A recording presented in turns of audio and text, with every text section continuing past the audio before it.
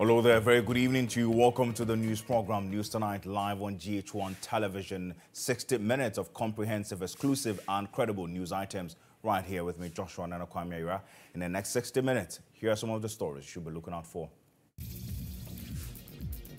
Flag bearers of NDC and NPP clash at CEO's summit as they take turns to clap back at each other over the state of Ghanaian economy. This leadership has failed Ghanaians and yet refuses to accept or even take responsibility for the most reckless management of our economy.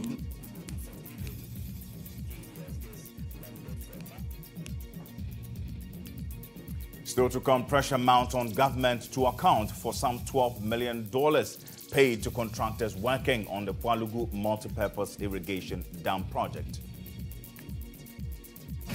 Controller instructed them to pay, and they paid. We are not aware whether the project has been completed or there's nothing ongoing. And North Tong MP Samuel Okudzeto Ablakwa to demonstrate over the proposed sale of some 6 hotels belonging to SSNIT.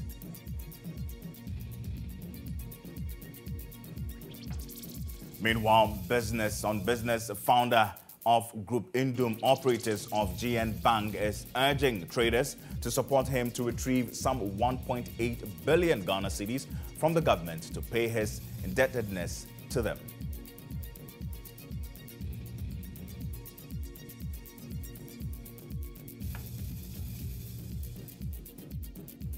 We have details of these stories and many others making the lineup this hour on News Tonight. Do stay with us. A very good evening to you once again. This is News Tonight. My name is GHOne and Ayira. The news broadcast is coming to you live from our studio, Platinum Place, Northridge, here in Accra. We also stream live on Facebook at GHOne TV. Need I remind you that we're also live on GoTV channel 179. Now, the founder of Group Indum, operators of new defunct GHOne Bank, Dr. Papakwesi Indum, is optimistic that he will get the operation license of the company back if there's a change of government. Dr. Indum, who is on a nationwide tour of the abandoned bank buildings, told traders at the Takoradi Market Circle that he is hopeful a new government will give him back the license. Speaking to the traders at the Takoradi Market Circle, Dr. Indum urged them to join him in his crusade to have an amount of 1.8 billion Ghana cedis owed him by the government. According to him, this will put him in a good stead to settle aggrieved customers of the bank. 2017, our abandon our cocoa board, our get fund, our roads and highways, and our 1.8 billion Ghana cedis. What a shot! 1.8 billion Ghana cedis. Contractor for Nana Yankasa, Yadis Kabono, Afi wants to move from one day. Woman, when you for the Wakankaye, only to what you want to call them a car was the Group Indum, Nejmo, a coupon on the was once here. What on to her? Now 1.8 billion cedis, no. What on to her, and not Chede, Sikana Yada Mana, and Chawada Oba. Ama yezima obiso bodika yejuma na so ebeji na de kasawo yarba na bibi demono ocheda isikano wakim. He expressed the confidence of regaining the operation license of the bank if a new government is elected. So amfa bank na amfa mehen ansana wa kwa menyimede yarba to aba yimpo ababa no ozba mehen. GHOne Bank had no equal in Ghana. Nobody else in Ghana could do what we are doing. And yesterday, we will go where other people don't want to go. GHOne News spoke to some affected customers about how the closure of the bank has affected them. I'm a miscanado, me a customer care. Because of me panasemiti, I would in quantity and scared. What about to? In the April, there, one for license man. Maybe be our block Yara, one game man. Yes, Ragana ban. Or man, or in idea. One for man, the young queen in him. So that was the founder of the defunct Group Indum, or that's the GHOne Bank, and of course he is also the founder of the defunct Gold Coast Management Fund. They're making some claims that government still owes him 2 of his banks, including some other subsidiaries. But we've been joined on Zoom by Atakweku Boedi, who works with the Group Indum, and he joins us via Zoom for a conversation. Good evening. Atta, can you hear me? Hello? Right, we will still try and then work on the lines and then get to engage a member of Group Indum. Atakwesi, can you hear me? Yes, I can hear you. Very well. Thank you very much for making time with us. You're live on Mr. News Tonight on GHOne TV. Now, you have been touring and to check the state of buildings. What have you observed so far? Well, let me greet you as your cherished listeners and then viewers as well. Right, we started a tour yesterday, and we started from Central Region. Our first stop was Kato Amansu, then we move on to other parts of the Central Region. And let me put it on record that everywhere we've been to since yesterday, the state of assets of GHOne Bank are not in good state at all. In fact, they are in the deteriorating state. And it's very, very appalling, if I have to say that, because you could see that even the building, the physical buildings, there are so many cracks, and it looks like they have been left unattended to. Some of the assets of the bank, including gensets, air conditions, and other furniture, everything have been destroyed, and that is very, very sad. So, a few places that we've been to since yesterday, the story is not something good to talk about. Yeah. The chairman of Group Indum is making some claims, asking the government to release some monies that is owed him, that is to 2 of his banks and, of course, other subsidiaries. How significant is this, and what has been the situation of the state beyond what you have described, and as well as the depositors who are also now waiting for these monies to be received? Well, if I did hear your question well, you were asking what the parents have said, that government owns these companies. Exactly. And then the depositors who are also waiting, of course, the defunct Gold Coast Fund Management was equally part of the 53 subsidiaries or financial management companies that the Securities and Exchange Commission had to now revoke their license.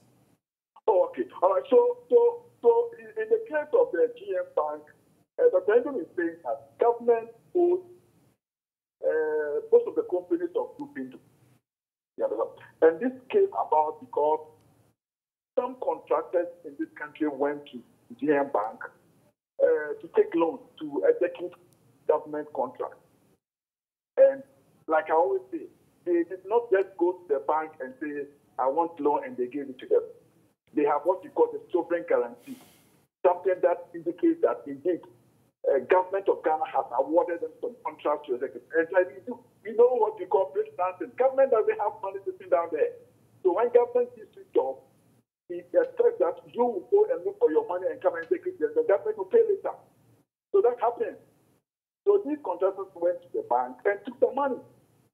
And then the government has accepted the contract that they executed. Government is aware that these contracts were done through loans. Now, what is left is that the government must pay back the money to the contractors so that they can also pay back to the bank. And that has been the bone of contention. The bone of contention is that government is refusing to pay the contractors. Those contractors who are still there and haven't received their money from the government, they have been given another job to do by the same government. So if the contractors were bad, why have you given them jobs to do now? So it's a deliberate attempt on the part of government just to deny Dr. Indum access to liquid. And if you're running a bank and a state institution and you don't have money, that is why they declare the bank insolvent. Mr. Bodhi, let me find out from you now. At this point in time, what is the situation now with these contractors? Is there any legal action taken against them? Oh, yeah, yes. The Pendulum has gone to court and has asked that indeed government must pay the money that they owe his company. How many are these contractors? You know how many have been contacted? How many are they? Oh, I can talk about Cocoa Board, I can talk about GHOne, I can talk about Road Ministry, I can talk about Works and Housing. Yeah, and even these companies I mentioned, I went to them myself with letters informing them that this is the state of affairs and this is how much they owe this Dr. company or group company. Very well. We would have to extend this conversation some other time. Atakweku Boedi is the member of Group Indum. Now, what was meant to be a forum for chief executive officers to share ideas on the way forward for their businesses turned to a political battle as the two lead contenders in the 2024 elections took turns to jab each other, while the flag bearer of the NDC, John Dramani Mahama, who was the keynote speaker at the CEO's summit, accused the government of superintending over a collapsed economy. His main contender, Dr. Alhaji Mahmoud Bawumia, accused him of being oblivious of the economic achievement of the NPP. Calvin Powell has more. Addressing CEOs of various organizations as the keynote speaker, the flag bearer of the opposition NDC, John Dramani Mahama, accused the government of superintending over a bankrupt and a collapsed economy. Today we stand at a critical and troubling crossroads. Our beloved country, Ghana, has become a bankrupt, collapsed economy due to poor leadership of almost 8 years. This leadership has failed Ghanaians and yet refuses to accept or even take responsibility for the most reckless management of our economy known in previous history. This has plunged our nation into an unprecedented economic crisis and is reported to have pushed more than 800,000 of our fellow citizens below the poverty line. Unemployment has jumped to 14.7% from 8.5% in 2017. In what seems to be a subtle response to Mahama's comments, Vice President Dr. Mahamudu Bawumia, who spoke via Zoom, wonders if his main contender has just descended from a different planet into the country and therefore is oblivious to the tremendous economic achievements by the NPP government. When you listen to him, somehow you may be forgiven for thinking he has just landed from Mars, because he has been a former president before. He has managed this country. He's been vice president before. And when he was managing this country, there was no global crisis. Agricultural productivity declined. GDP growth in agriculture was very, very low. Industrial growth, because of doomsday, also collapsed. And they had to cancel teacher training allowances. They couldn't pay. They had to cancel nursing training allowances. They couldn't pay. They had a 3-month pay policy for teachers, for working for 3 years and be paid for 3 months. Chalk in school was a problem. Many parents were not able to educate their children. As the electioneering campaign enters a full swing, the debate of who is a better manager of the Ghanaian economy will take a center stage from all quarters of political actors in the bid to compel the electorate to gravitate towards. The battle line has tentatively been drawn, and the end will definitely justify the means. Now, the Member of Parliament for North Tong, Samuel Okudzeto Ablakwa, has notified the Ghana Police Service of his intention to embark on a demonstration June 18 against the sale of 6 SSNIT hotels to Rock City Hotels. Samuel Okudzeto Ablakwa, who on May 17 petitioned the Commission on Human Rights and Administrative Justice, charged to investigate the sale, says he is embarking on this protest because despite the opposition to the sale of hotels, processes are ongoing to finalize it. In his petition to Shraj, Ablakwa contends that the sale of SSNIT shares lacks due processes and violates procurement processes. Ablakwa's planned protest is to commence in front of the Labadi Beach Hotel, proceed through to La Palm Royal Beach Hotel, and end at the Jubilee House. The NDC in the Volta region has raised concerns about what they call the dumping of police officers at the various registration centers in the last few days of the ongoing limited voter registration exercise. According to the party, some registration centers in the region have received more than 20 police officers lately, creating fear among applicants. Regional chairman of the party, Okudzeto Ablakwa, during a media engagement in Ho, is demanding answers from the police hierarchy. The NDC has expressed satisfaction about the registration process thus far, but Okudzeto Ablakwa, the party's regional chairman, is accusing the MPP in the region of a deliberate plot to prevent several Ghanaians from acquiring the voter's ID by challenging almost every applicant that turns up at the registration centers, among other covert status. The police were more than the people who were there to register. So it was quite a bit, we're questioning why they should send this number of policemen.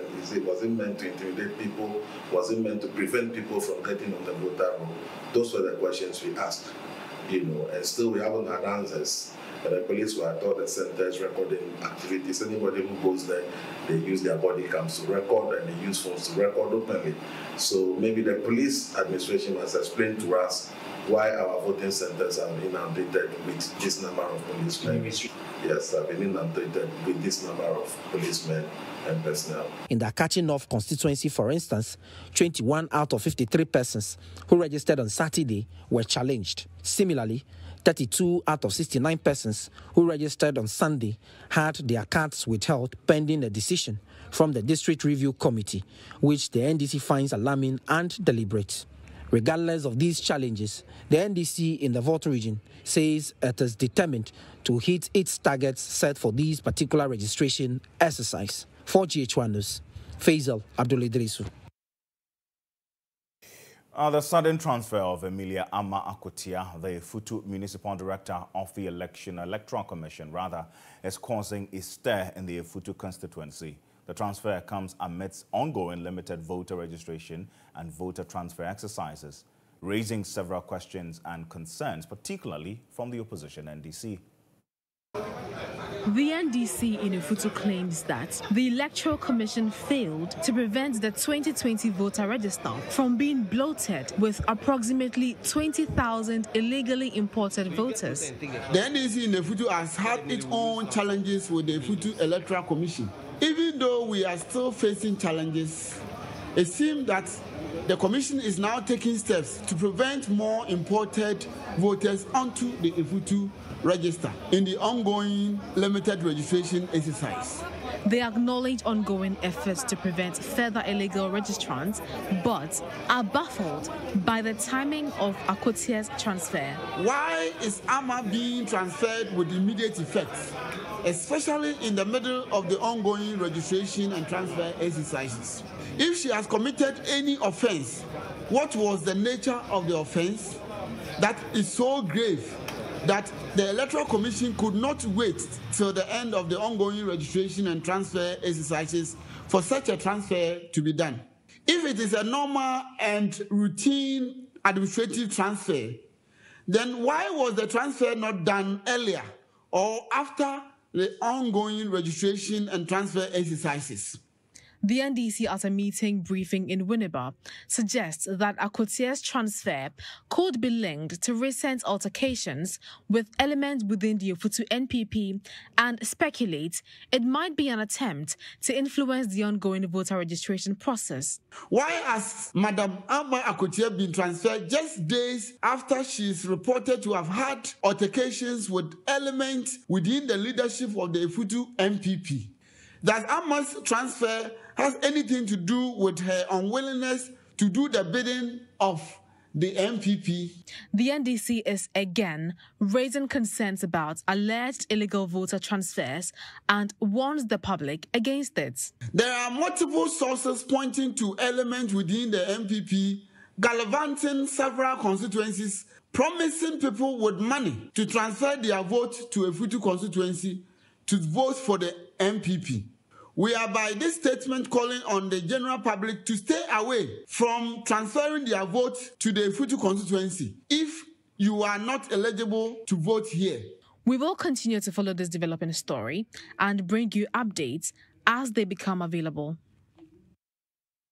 This is the news tonight, and we are your election hub. Insight is up next. We'll be looking at the Pwalugu Dam and, of course, other subject matters developing as a result of the pressure by the minority. On Insight tonight, the minority in Parliament has charged the Vice President and NPP flag bearer to immediately take steps to complete the construction of the Pwalugu Dam in 2019. The President cut short for construction of dam, which was expected to end the perennial flooding in the northern part of the country as a result of the spillage of the Bagri Dam. Now, speaking to the media after leading the minority members of the Mines and Energy Committee to visit the project site, ranking member for the committee, GHOne, accused the NPP flag bearer of deceit as he demanded accountability for the $12 million spent on the project so far. And some leadership from the National Democratic Congress and a delegation from the chiefs within the area. We are here to observe and inspect for ourselves the level of progress in respect of the Pwalugu multipurpose dam. As you would recall, in 2019, His Excellency President Akufo-Addo and Dr. Mahmoud Bawumia were here. They cut the sword for the construction of the Pwalugu multipurpose dam, estimated at almost $1 billion. I can confirm to you that so far, almost $12 million has been paid to the contractor. At today's exchange rate of about 16 cedi, that translates to about 192 million Ghana cedis. And as you can see, nothing, and I mean nothing, is being done yet. This is a taxpayer's money wasted. We visited the site for the contractor, and you can attest, the contractor has packed and left site. Not only has he abandoned the project, the chippings that he brought there, the few blocks that were molded to even construct the site, our information is that those blocks have been sold. The chippings has equally been sold. And so the taxpayers' money has gone down the drain. We call on Dr. Bawumia to at least honor his promise to his own people. So that was GHOne there, ranking on the Mines and Energy Committee, who led a team to the project site on Saturday. And that was the recent. Let's take you back still within this year in April. On the 8th of April this year, particularly the governor of the Bank of Ghana, Dr. Ernest Addison, appeared before the Public Accounts Committee. And this was his response to the payments to the contractors working on the Pwalugu irrigation project. I think the amount you're referring to was paid in 2021, they are not 2022, and the auditors would have to tell us because they must have cited their documentations before they wrote this report. The Auditor General, yeah, so maybe they can explain. Auditors, could you help us out over here? It says final payment. Now, the Honorable Member is saying that there's nothing at that site. I'm sure when you did the audit, you saw something. Controller instructed them to pay, and they paid. We are not aware whether the project has been completed or there's nothing ongoing. At this level, we were looking at a payment made in foreign currency. But if you want the details, then we have to go back and reconcile as directed by the chairman. Thank you. So those were excerpts of the engagement with the Public Accounts Committee when the governor of the Bank of Ghana, together with representatives from the Auditor General's department, they're meeting there to give an account of how much was expended and whether or not a certificate was issued before the issuance of the $12 million. Meanwhile, flag bearer of the governing New Patriotic Party, Dr. Mahmoud Bawumia, at a meeting with members of the Upper East Regional House of Chiefs, assured that the Pwalugu project will be a priority if he is elected president. President, my first priority is going to be agriculture. Agriculture and large-scale commercial agriculture, mechanized agriculture with the application of technology. This is what has been lacking. We have the land, we have the water, and so we need to move into large-scale commercial production, mechanized with technology that we are going to use to help our farmers access credit, and with irrigation. I have no doubt in my mind, and I was championing the Pwalugu Dam. We have not yet been able to do it, but by the grace of God, I believe we are going to do the Pwalugu Dam. It has to be done. It's a major priority because that can bring 28,000 hectares into cultivation. And I want to see, and of course, it's also going to generate electricity and stop the flooding that we are seeing usually when the Bagri Dam is open. Our country. So I want to really focus on agriculture to reduce food prices. Along the White Volta, we can really do a lot. And the North in particular has vast amounts of land. Vast amount. Savannah region has the largest land mass of any of the regions in Ghana.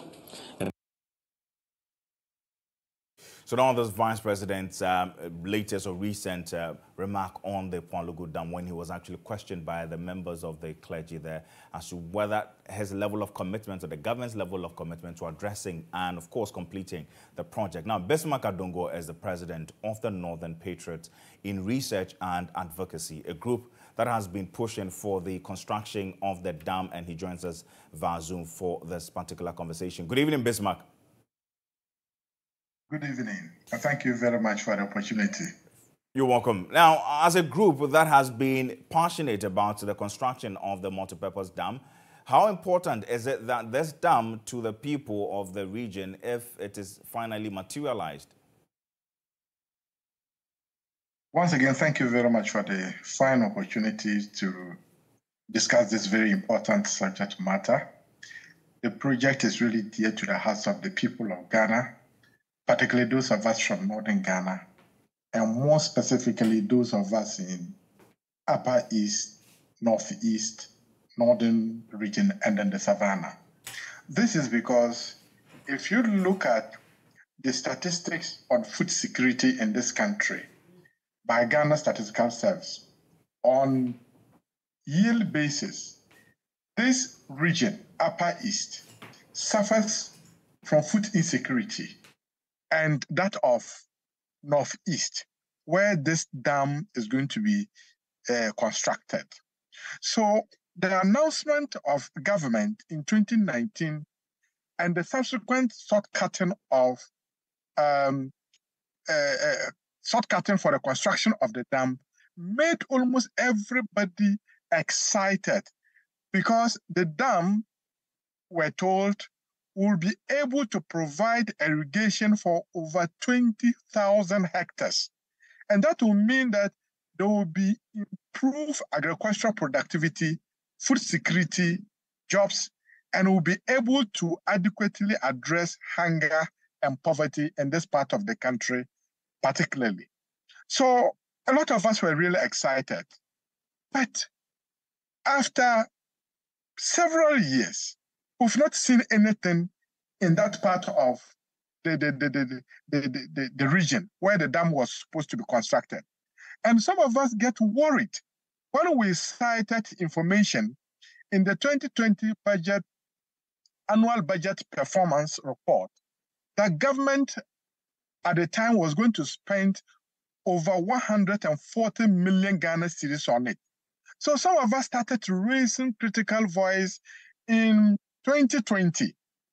We again cited information in the annual petroleum report, 2020 annual petroleum fund report, that government was going to spend 72 million Ghana cedis on this. And this recent revelation by the Parliament Accounts Committee shocked all of us, because this is a place that they haven't even dug a mouse hole.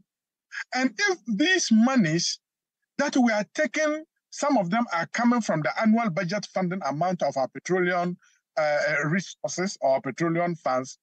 And the thinking was that one day Ghana's petroleum resources or our oil money or our oil itself will finish.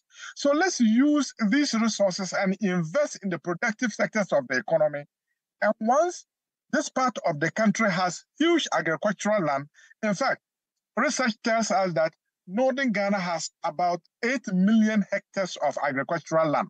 So currently, we are having less than 15%. And in the dry season, we only 1% of the total land area is used for irrigation because of limited irrigational infrastructure in Northern Ghana. So having building irrigational infrastructure like the Pwalugu multipurpose dam has the potential to ensure that there is agricultural-led transformation of the northern part of the country to address this age-long poverty and hunger in the area. So a lot of us were really, really shocked to the marrow that government on a yearly basis continue to budget, disburse resources to... Bismarck now, yes, you can hear me now. This project was supposed to be completed within 4 years, as the president actually indicated when he made the announcement and subsequent projections made. It's been almost 6 years and we've not seen anything done. The vice president made a commitment and reaffirmed that he is going to ensure that if he is given the nod to steer the affairs of the country, he is going to prioritize that because of his bigger project to actually commit more into agriculture on a large scale and also on the back of technology. With this commitment and reassurance coming in, vis-a-vis what was initially given, does it give any hope or inspire any confidence in this particular government that there is some strong commitment to ensuring the completion of this particular project? What His Excellency the Vice President said is not different from what he said in 2019. In fact, he went further to even describe it as the biggest investment in Northern Ghana that no government has ever done that except this current administration. So those words, we are sick and tired of them. What is the reassurance? He said the others couldn't do it, and they were there to do it. And even mentioned that the amount was almost ready for its construction. So some of us were thinking that by now, the project should have been commissioned, people engaged in agricultural activities, we are producing, and then we'll see the statistics telling us that poverty and hunger in this part of the country are reducing, but not to still be talking about, if you give me the mandate, if you give me the chance to come, I'll demonstrate more commitment. Did he tell us that he wasn't committed to it? He never told us that he was not serious with it. He never told us that it was not prioritized. In fact, I think the vice president, for lack of a better word, with his words, he's joking more than some of these are comedians like Lily Wayne and then Ajako. He shouldn't be saying that. Bismarck, can you hear me? Government should be apologizing to us. Government should be apologizing to the people of Northern Ghana. Right. Bismarck, can you hear me now? I know how important this project is, and of course how its major impact on this particular the northern sector, as the president even indicated that it's supposed to be the single largest investment within the regions up north. We are definitely going to look at this conversation subsequently, and then we'll engage you more on this. But we would have to look at the project itself since it began and when the president made a promise in 2019 during the State of the Nation address, and Musa Lansa is in the studio to give us the update on this particular project, where we have been since the pronouncement was made, and then, of course, right through to that. Musa joins me in the studio with the details.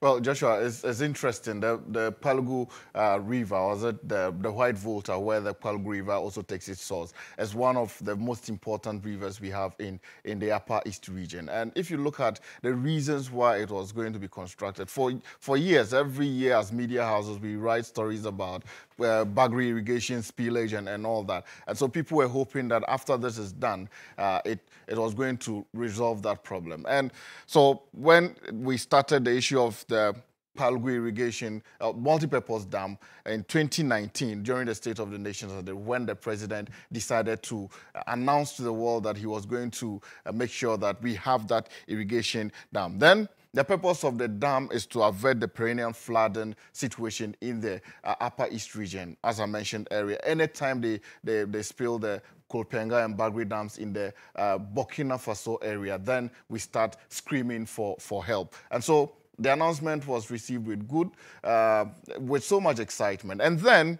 the components, construction of hydropower plant, construction, which is 60 megawatts, construction of a solar power production plant, which was also going to provide 50 megawatts of power to add to the national grid, and then the establishment of an irrigation scheme covering almost about 25,000 hectares of land. And the cost of the project, as mentioned at that time, was $993 million.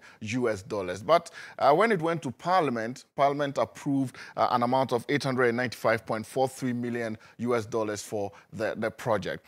And so far, from the controversies we are getting from Parliament's Public Accounts Committee and then the minority in Parliament and some other sources that we've heard speak, almost $12 million have been spent on that project, though we have not seen so much of the project, including feasibility studies, we understand.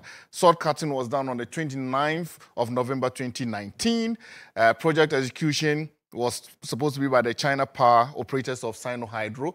And then, almost 6 years on, the question is, where is the multi-purpose dam, which was supposed to take 4 years to complete? And the people of the Upper East region are asking that question now. You heard Bismarck say that it's not a promise that has been fulfilled, and government should have shown more commitment than that. And Joshua is much more interested in that, and I'm sure he will follow through to find out what really happened to that $12 million that has been paid to the contractor. Right, thank you very much, Musa Lansa, for bringing us that particular update since the pronouncement was made in 2019 up until now. We're still keeping tabs with this particular development and bringing you all the reactions, response from other courtesans and, of course, other interested parties. That does it for Insight. We still have some more local stories coming up. Do stay. And welcome back. This is still news tonight. Now, labor unions and the management of the Komfanochi Teaching Hospital have opposed to a petition to remove the chief executive officer, Professor Ochre Adai-Mensah. The petitioner, who is the former attorney for the hospital, lawyer Kwame Adofo, has accused Professor Adai-Mensah of financial impropriety and procurement violation. In a petition to President Akufo-Addo by lawyer Adofo, who was once the CAT's legal counsel until December 31, 2023, disclosed that he has substantial evidence indicating the CEO's financial mismanagement and incompetence since assuming office in 2022. However, in a sharp rebuttal, the management of CAT, including the labor unions, in a joint statement contested the allegations, arguing the petition is groundless and fraught with inaccuracies. They say that the accusations fail to define the true character of their CEO, who they described as a committed and dedicated to the well-being and development of the hospital. This is still news tonight. We still have some more local stories for you in business, sports and entertainment. But let's bring you sports stories first. On in sports tonight, Bawa Husseini, president of the Ghana Athletics, has revealed that the Confederation of African Athletes, CAA, has asked Ghana to bid for the African Championships in 2026. In an interview on GHOne TV with Benjamin Yamwa, Bawa Husseini, who doubles as the General Secretary of the Confederation Zone 2, stated that the stressful hosting of the African Games in Accra convinced the African Athletics Federation to ask Ghana to put in the bid for the Games in 2026 from June 3 to 6, 2024. Accra would host over 400 athletes and officials from West Africa at the University of Ghana Sports Stadium for exciting and thrilling track and field events. African Games, what the World Athletics and CAA saw in Ghana, they were so excited. Okay. And they really confided in me that for the past 3 decades. They've never seen anything like that. Yeah. Okay. So we pleaded. It was initially going to be in Benin, but they said, no, what they saw in Accra, please, Ghana, continue with that. Wow. So they've given us this one. They're asking us to bid, not we are bidding, no, they're asking us to bid for African Championship in 2026. Wow. Okay. Because they saw what we did. They saw the facilities, excellent facilities, excellent infrastructure. We also were able to train about 110 officiating officials. And the same technical people who came and mined the African Games are the same people coming to mine these games again. Okay. So this is what is how important the World Athletics and CAA have taken this competition. Meanwhile, Bar Husseini says Ghana Athletics' first target for the games in Ghana is actually going to for the women's relay team to qualify for the upcoming Olympic Games in July. He revealed there are only 2 remaining qualification slots for the Olympic Games. Bar Husseini in the interview also said that the second target is to ensure both men and women sprinters secure slots for the Olympics Games. Our first and foremost target is to get the ladies 4x100 qualified.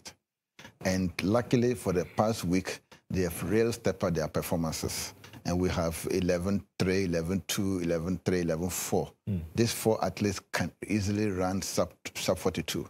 And if they do run sub 42, that's a sure qualification. Okay. The world is at level 2 slot. 2 slots. Okay. Currently, only 2 slots. Only 2 slots, the whole world. So even though we know it's very steep, but the athletes are capable. Okay. If they're able to run, we have Anita, we have Deborah, we have Mary Boache, we have Nasira from Cape Coast. Okay. These 5 athletes, all of the averagely they run 11-3, 11-4.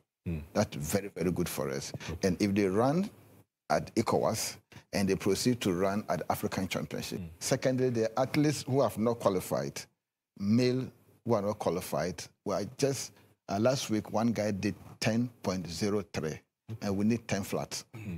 Just 0.3. I think even both you did 9.98, but it was win 8. We had a couple of them. Number of them. Yes, true. But we want them to run legit 10 flats. And 6 athletes are within the 10 flats.